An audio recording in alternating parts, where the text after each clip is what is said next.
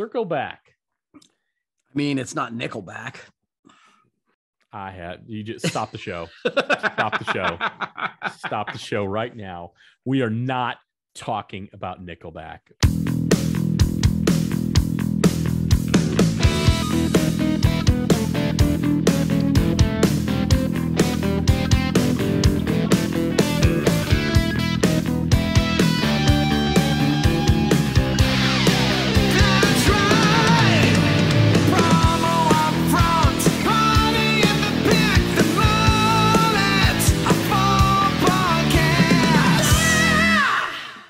We come from the land of the ice and snow, from the midnight sun where the hot springs flow, like episode number 79 of the Promo UPFront podcast.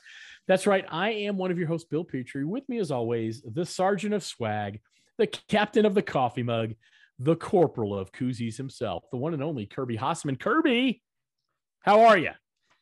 I'm doing well, man. Thanks for the titles. Those were great. No, I'm doing really well. It's, the beginning of a new year. I'm excited about that. I really am excited about that. Getting, each year, the turning of the calendar is always sort of exciting, get fresh and new. You haven't anything you did last year, either whether good or bad, doesn't matter anymore. So I get excited for that fresh start. I'm a little tense based on all of the happenings that I'm sure we'll discuss here now. But other than that, I'm doing great. How about you? Doing better on the mend. I think I still have a little deep voice that I don't normally have. And I've got my honey, lemon, and echinacea drops that are hopefully going to prevent me from coughing too much during this podcast. But finally on the mend, awesome. Which is good. But, I'm feeling optimistic about things, although we're going to talk about some things that are obviously happening in the world of promotional products here shortly. But you know what I'm really optimistic about, Kirby? What's that, Bill? Kirby, thank you so much for knowing to ask. I'm optimistic about some suppliers who've really been very prescient in making sure that they are controlling the supply chain as opposed to the supply chain controlling them. And I'm talking specifically about our friends over at Blue Generation. They control their line from sourcing to production to delivery, and they have plenty of stock right now. Every cut, every style, every color.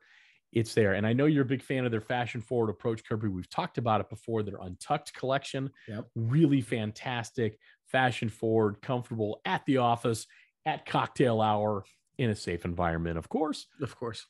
But I know you're a big fan of Blue Generation and the way they approach not only the aesthetic side of the business, but the entire approach to business and ensuring that the supply chain isn't disrupted.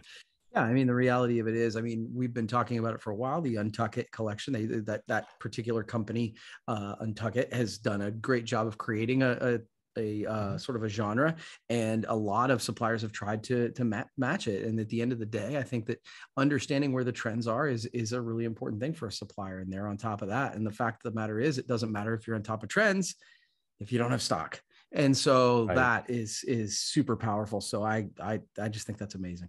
Yeah, their Untucked collection is absolutely amazing.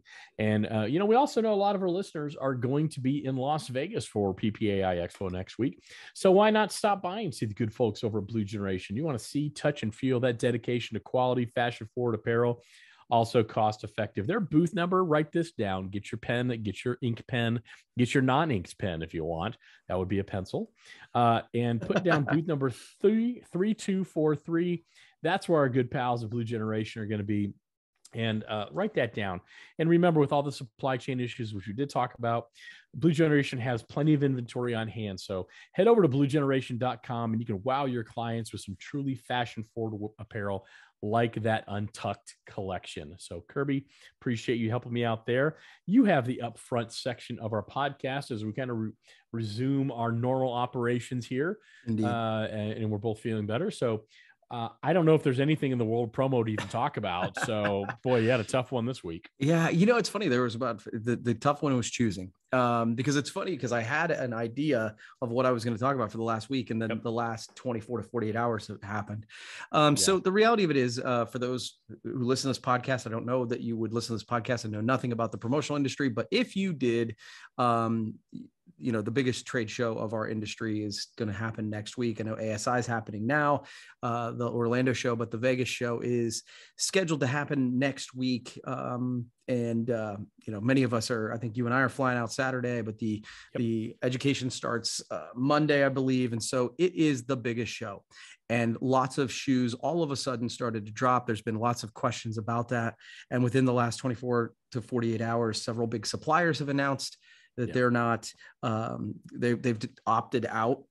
Sanmar, SNS, Logomark, several of those folks.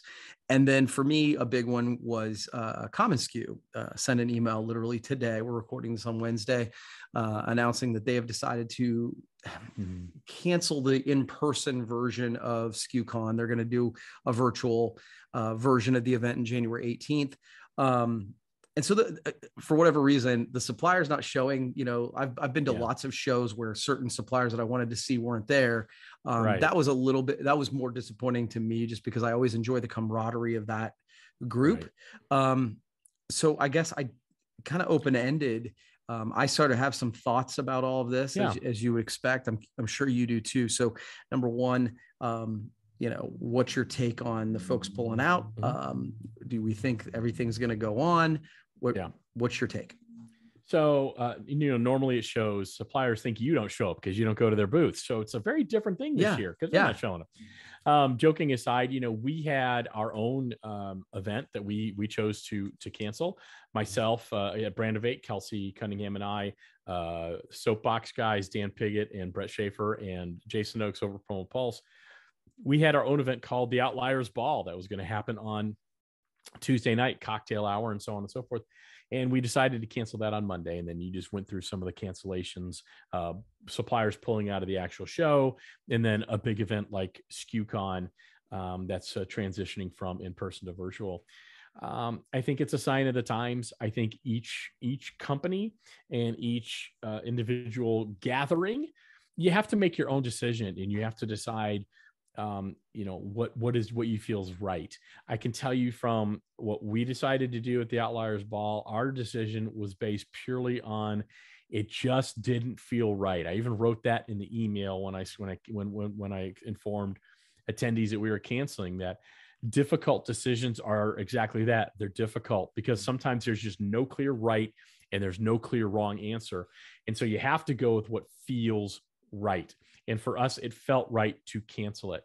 I think that's probably where Mark and Catherine are for over at SKUCon, for a commonsku SKUCon. I texted a little bit with Mark today, and I know they're crestfallen about it. Right. And I think every individual company, there's no right or wrong decision. I think you just have to make the best decision you can make at any given time, knowing things are rapidly changing. We're recording this right now at about 5:15 Eastern time. And right now there are still 779 exhibitors who are going to Expo. That's changing every 5 minutes, it seems like. And so I think what I do think about this, though, is a lot of people are looking at this as a negative. Wow, people are dropping out and this is bad and this is bad. I think it's not great, but it also represents an incredible opportunity for you to find suppliers you've not worked with before, right? For those smaller suppliers to reach an audience you haven't been able to before, and for people to make different connections than they have before. So it's not going to be the same Expo. But we've been saying that. We've been saying that for months. I know that, but I don't think people believe that. I still think people are going to show up there going, why does this feel so weird? It's a different Expo, but it does. Every challenge also represents opportunity. And I do think this Expo represents a great opportunity for small to medium-sized, nimble businesses to really make some inroads with their target audience. Yeah, no, I like that. I think that is a wonderful way of looking at it. I think your point is a good one. Anybody who cancels or pulls out based on their own information, they're both based on their own gut instinct, their whatever intuition. I'm good with that. What I'm seeing right now that I struggle with is the followers, the idea that, I mean, it seems like every 2 minutes there's a new post on Facebook or Promotional Products Professionals pages or any of these social media gatherings essentially asking to see who's going. I fielded calls today from several people saying, so what are you doing? And I'm happy to share that I'm going to go. I've bought the tickets. I'm excited to attend the event. But all of those people, it felt to me like they were looking for someone to make the decision for them. Absolutely. And I couldn't agree with you more. People who are online looking for permission to either go or not go, I don't get.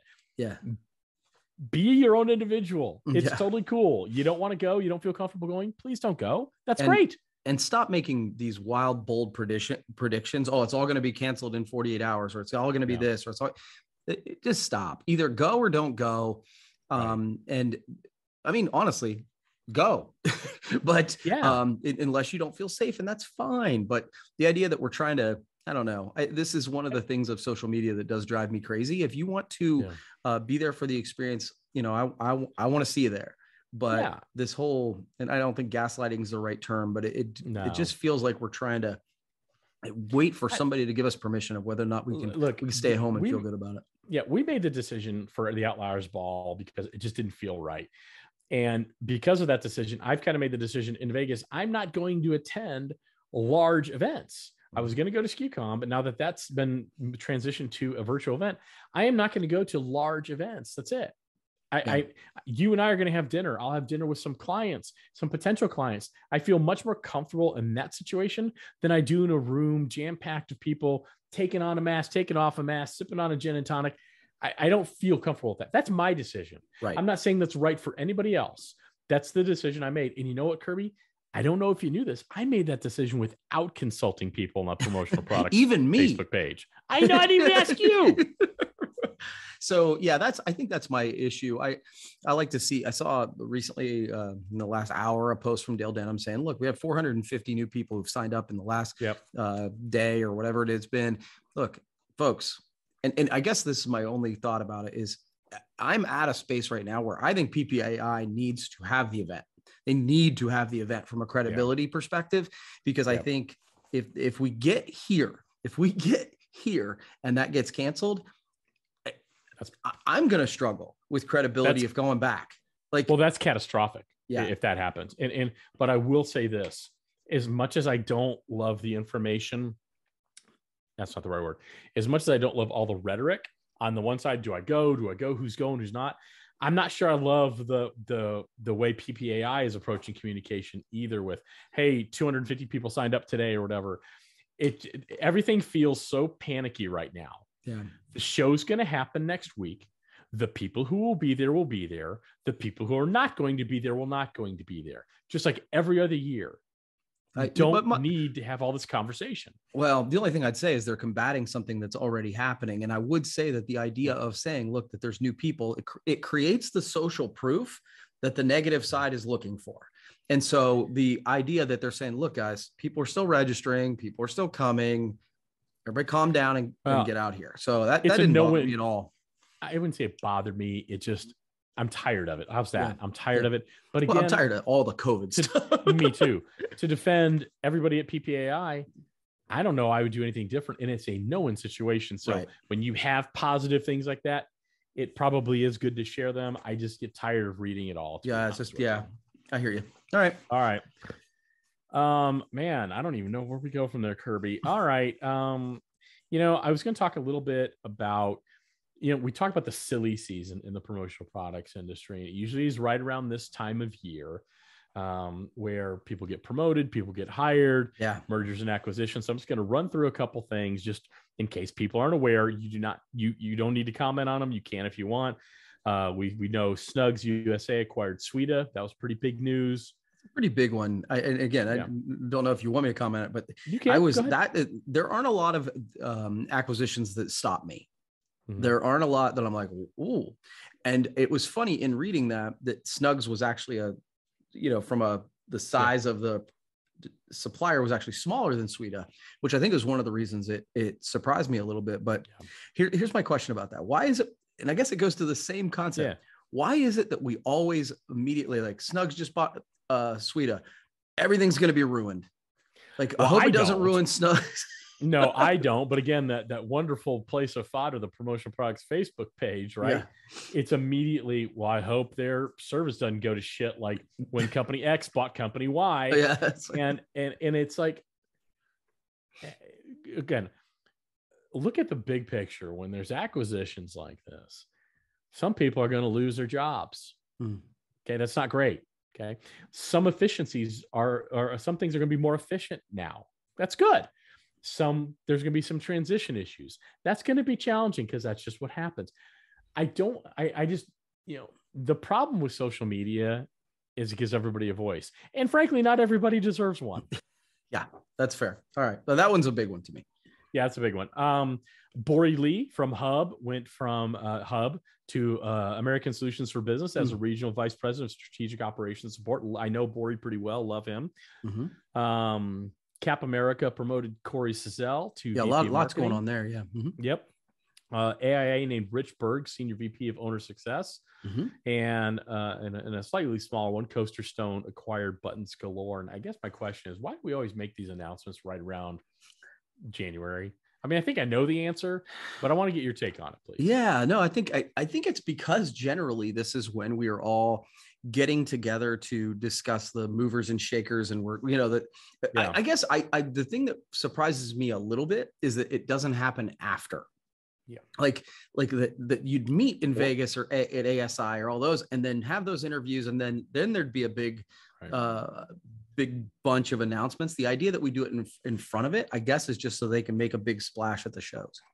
So to me, I actually am going to go opposite of you. I don't know why this doesn't happen in October, November. So you can kind of have that person on board for a few months before you hit the big trade show season of ASI Orlando, PPAI Vegas, ASI Fort Worth, so on and so forth.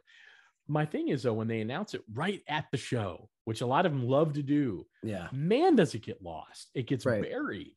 So maybe want to rethink that strategy a little bit. Yeah, no, that's fair. That's fair. All right, Kirby, do you have another topic to regale us with, please? Yeah. Okay. So back to the idea of actually doing the show, right? Oh, doing the show. Yeah. So actually this was this because in the interest of transparency to the audience, I'd actually kind of given you a heads up that, it's been a couple of years since we'd actually done the Vegas show and done preparation for it and packed for it. And in those 2 years, life's changed a bit, right? So from my perspective, packing is going to be different this year too. It's like we could tell the story someday about how I didn't jibe with all the hand sanitizer like Mandy Rudd was into it the last time, right? And so this year I'm totally down with the hand sanitizer. So I think there's new things we're going to need to pack. So what I thought we could do, and with the help, we can help each other. The audience can certainly throw it in the comments, but what are some like must-haves that I'm desperately afraid that I'm going to forget? So a couple things. You go first. Yeah, and you had mentioned, we did chat about this briefly yesterday. We had a conversation about our education session. We were talking about this. So the first thing you need to have are these zinc elderberry gummies, kids. If you're not taking your zinc, that's what it sounds like. Your zinc elderberry gummies. If you're not taking that along with your daily dose of emergency, if you're not doing that right now for your Vegas prep, you're behind the eight ball. You need to be doing that every day. To me, that's a must. What has changed? But that's something I've done every year, right? Okay. I'll tell you something that's changed though. I actually ordered a pack of 50 disposable face masks. I have cloth ones that have a filter I can slide in and out, but those can get kind of gnarly, quite frankly. Okay. So I'll probably alternate between the two, but I wanted some disposable ones that were decent quality that I could just kind of have a couple in my backpack. And if one started feeling a little icky and gross, I could throw it away. Now, here's a pro tip though. I got them in black because those light blue ones or white ones, they get so dirty and they look so nasty so quick. So I got black face masks. So that's the one main thing that I've changed that I've never packed up before. So I've got others, but what about you so far? So it's funny. I actually do have the elderberry gummies, which I would think it might actually surprise you, but no, because I think I've hit you over the head with that so many times over the years. Well, and during COVID, I was just like, when it really, I was like, look, you tell me what I need to do to take, I'm in. I want to be as healthy as possible. The addition I would give to you is fish oil. I've been taking vitamin D and fish oil supplements. They actually talked about how vitamin D is something the folks that didn't have COVID, many of them had a higher amount of vitamin D in their system. So I started doing that. And what I found is fish oil actually helps my joints with all the walking and standing on your feet and stuff like that. That's actually helped me when I'm running and stuff like that. So that's, I would add to your. I don't take fish oil pills, but I do have a whole half salmon. I just lick in the refrigerator on a couple times a day. Does that work? Is that does cool? For me? Does okay, for me. Awesome. All right, what else you got, buddy? I do have I always take to Vegas throat drops. That's a big one that I think a lot of people forget. I take these honey echinacea lemon ones. You do a lot of talking. It's such a dry environment, and especially right now, getting over this weird mystery virus I've had for the last 2.5 weeks or whatever. It's important to me. So you'll see me, like I have one in my mouth right now. When Kirby, I guarantee you, when you and I are doing our talk on Monday, I will have one in my mouth at all times because it just helps lubricate my throat. I don't cough as much. And it makes me feel better to have that kind of lubrication in my throat. And I know that's kind of a gross saying, but you said it once, I let it go. You say it a second time, I'm almost contractually obligated to make a joke about it, but I am way too mature. Oh, behave. All right. So the thing that I've like, so I've got a little setup here at the office, which is where I'm sitting now. And there's a monitor above me. There's a little plug-in station. And so and then at my home office, I take my laptop, and that's where my actual charger for my laptop is. I am desperately afraid of forgetting chargers, and this year more than ever, because if I get out there and don't have a charger, then I'm totally screwed. So it's like the laptop charger, my phone charger. I'm going to take an iPad this year. So the technology, which I'm always pretty pro technology, right? All of the chargers and different cables, like this little dongle that you can't see, which is what I'm going to plug in our podcast microphone. It's like, if I don't have one of those pieces, everything kind of goes to crap. And so I'm like literally making a list of the charges I'm going to need. When I traveled, and I used to travel a ton more than you did, right? I had everything in my world duplicated. So I could literally grab my backpack and go. Over the last 2 years, I've pilfered so much from it. I've actually spent so much time this week doing what you're doing, making sure I have the charger I travel with, it's in there, making sure that my computer charger's in there, all those things. So I totally get that. The only last thing I'm going to add is making sure that I have my AirPods with me.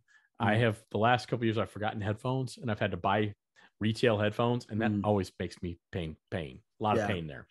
Yeah, no, that's a good one. And here, you'll love this one. My final one is I'm actually going to take more shoes this year.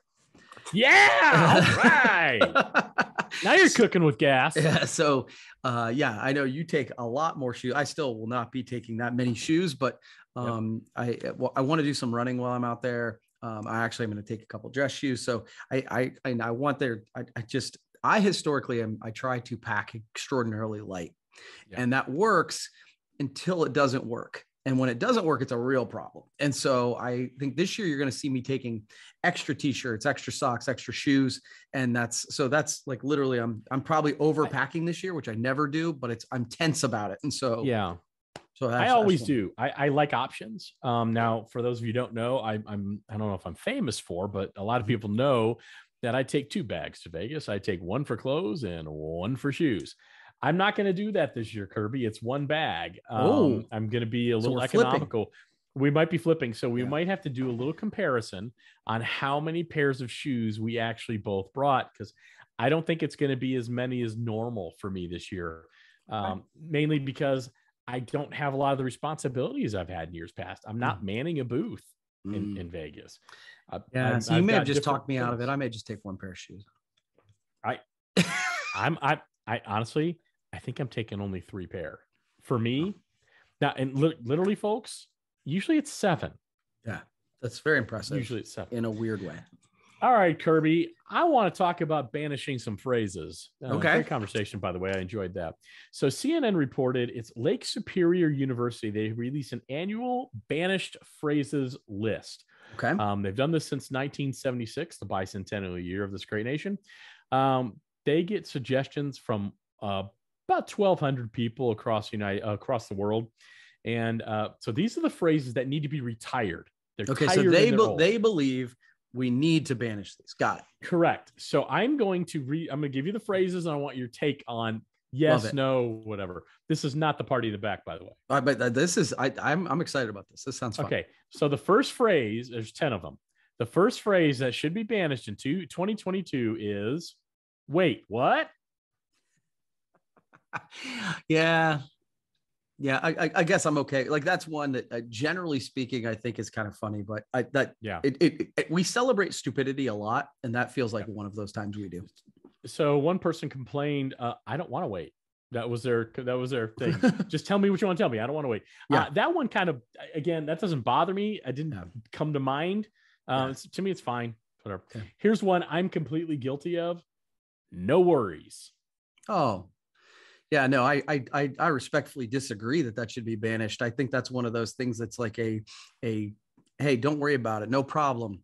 And to me, that's an island. That's an island thing. And so I guess I would say that I am not worried about you wanting me to banish that.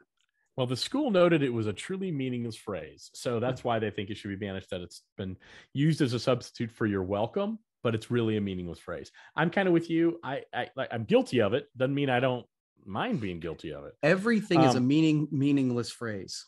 Correct. We've created meaning for it. So, all right. At the end of the day. Okay. I mean, to me, that's So, okay, keep going, but that's fine. This phrase actually, it's not the first foray on the banished words list, Kirby. It first appeared back in 1999, but yet it still persists. Yeah. I do get annoyed with at the end of the day, but not that much. It doesn't bother me that much. All right. That being said. Okay. So I guess my only point about that, the nice thing about that would be, is you say, well, it is a polite way of saying,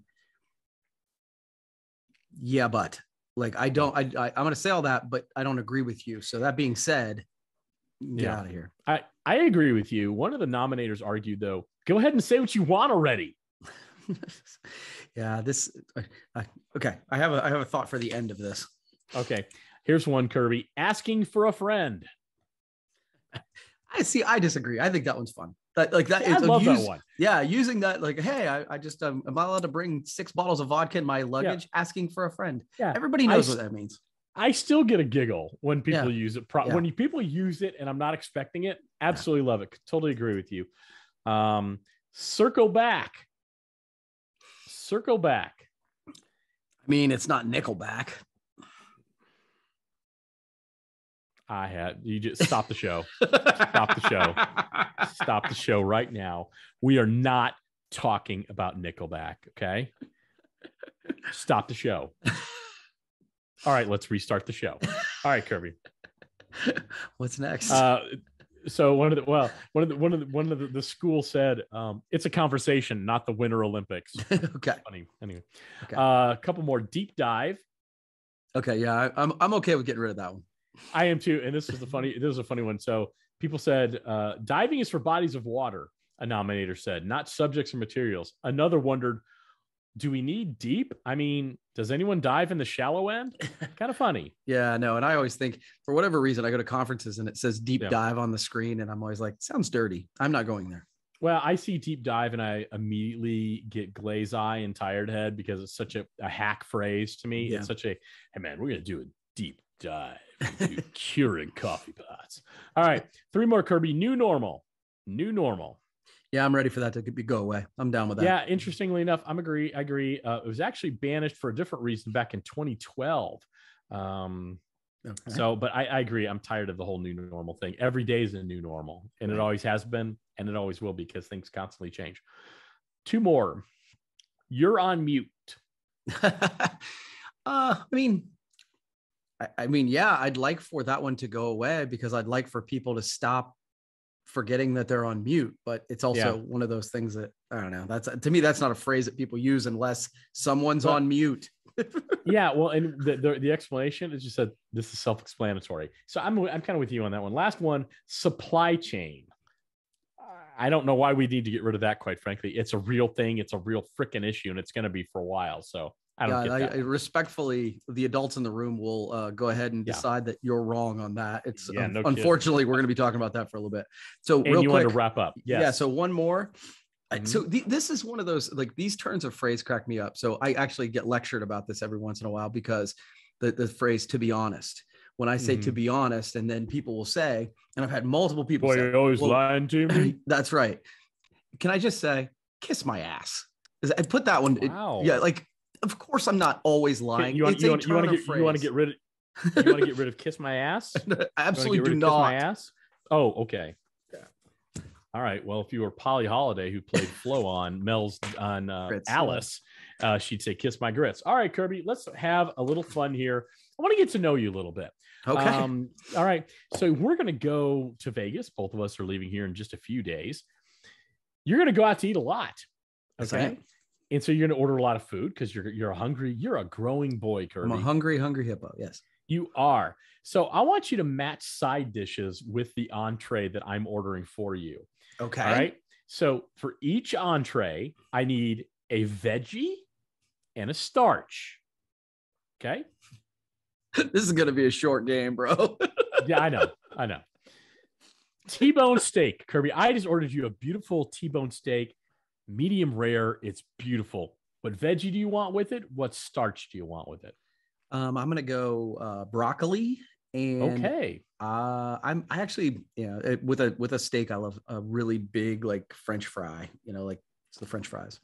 Wrong. The answers were asparagus and mashed potatoes. I do love mashed potatoes. So all right, you'll hear about mashed potatoes at some point.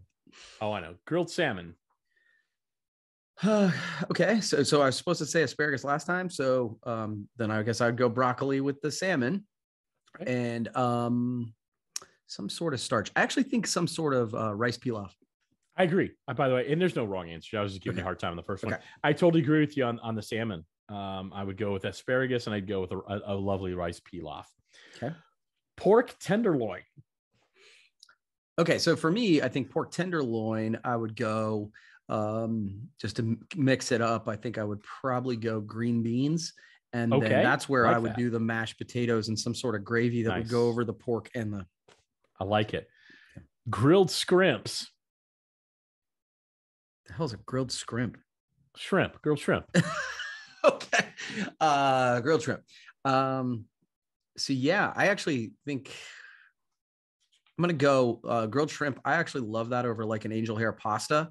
Love that. And then I guess I would go, so veggies, I think I'm pretty narrow window.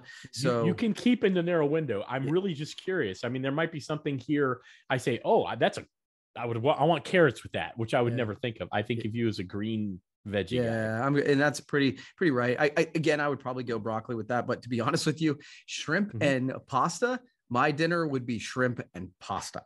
Got it. All right. Fried chicken. Kirby, fried common yard bird.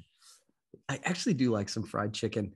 Fried chicken's one of those dinners that I'd like to eat by myself so that I don't get judged by how I eat it and it's all over me. I understand that. That is definitely a mashed potatoes, green beans kind of thing for me. See, I would substitute maybe the green beans for corn on the cob. Feels like a really good side with if we're thinking summer, yes, absolutely. Pulled pork, Kirby. Tell us how you like to pull your pork. Okay, so pulled pork, I would do there's probably two starches, but mashed potatoes with noodles over top of it. Okay. And then, just a green bean or something like that. I was thinking more of a coleslaw, like a nice coleslaw on the side, but that's great. All right, 3 more, Kirby. You're doing great, by the way. You're doing fabulous. Okay. Prime rib. Love me some prime rib. So prime rib, I'm trying to think. So I actually get prime rib. And when I do, I generally go prime rib, like steak fries, like a big, thick French fry. And then the broccoli again. Broccoli's like it's funny. I used to hate broccoli. Like it was literally like physically made me ill. And I'd switched when I started like working out a little bit more. I was like, I forced myself to eat it. And now it's like a go-to for me. Yeah. For the prime rib, I'm going to go a little different. I love a good baked potato with a loaded baked potato with the prime rib. And my side, I want some sauteed spinach and garlic. Okay. But that's just me. All right. Okay. Hamburger, Kirby. Yeah. So actually, this should be easy. Yeah. So I'd go I think hamburger, cheeseburger, I'm thinking summer. I'm going to go corn on the cob with that. And then I would go French fries with that for sure. I was actually going to go baked beans and French fries. Okay. Some baked beans, but that's okay. This is why, we do this. All right. Last one, Kirby. Whole lobster. Whole lobster. So it's funny. Lobster is one of those things. I get why people like it, but it's not something that I seek out. It's fine, but it's not something that I'm willing to pay for. I like other stuff better, so I don't eat it a lot. Right. I think that would be something I love pasta. So I would probably pair seafood with pasta and then really pick your vegetable at that point, because I'm going to focus on the pasta and the lobster. Yeah, for me, the veggie would be drawn butter and the starch would be drawn butter. So okay, so we're sort of on the same page. We're sort of on the same page, but I'll tell you who's really on the right page, especially when it comes to the supply chain. That'd be our good pals over at Blue Generation. We've talked about it. They have got plenty of stock, every cut, every color, every style. We have that wonderful fashion forward approach, and there's no better way to really display that than that Untucked collection that they have right now. And again, everything is in stock. They control the supply chain because of this. So we joke kind of, what's the most popular promotional product? The one that's in stock. Totally. These are not only popular because they're in stock because they're popular and because they sell very, very well, and your clients will love them. So if you're in Vegas next week and you want to see and touch and feel that great quality along with that cost-effective price, head over to booth 3243. If you're not going to be in Vegas, or maybe you didn't go to ASI Orlando last week or this week, head over to bluegeneration.com, partner with them. They're going to show you how to wow your clients with some truly fashion forward apparel. Kirby, I believe the next time we'll be doing this, we'll be sitting next to each other, or perhaps I'm in your lap. I don't know, but we're going to be in person next week in Vegas doing this. Oh man. Thanks for painting that picture. Oh, behave.